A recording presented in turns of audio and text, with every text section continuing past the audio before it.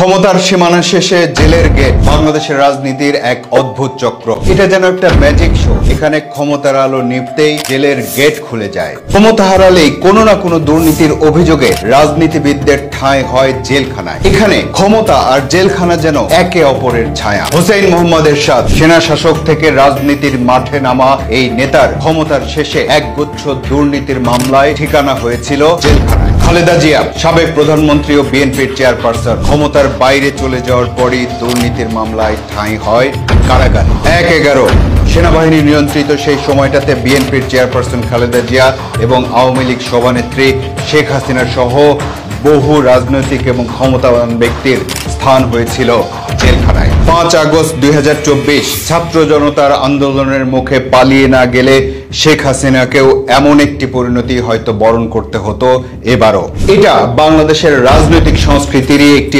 অবিচ্ছেদ্য অংশ হয়ে উঠেছে।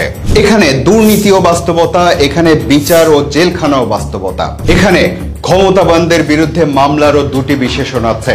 একটি হলো রাজনৈতিক ষড়যন্ত্র, অন্যটি হলো ন্যায় বিচারের প্রতিফলন। তাহলে বলাই যায় যে বাংলাদেশের রাজনীতি যেন নেটফ্লিক্সের রাজনৈতিক থ্রিলার সিরিজ। এখানে সবচেয়ে বড় টুইস্টটাই আসে ক্ষমতার পালাবদলে, আর এটাই আমাদের পাওয়ার টু প্রিজন কালচার। শুধু প্রশ্ন একটাই, শেষ দৃশ্যটা কে লিখবে?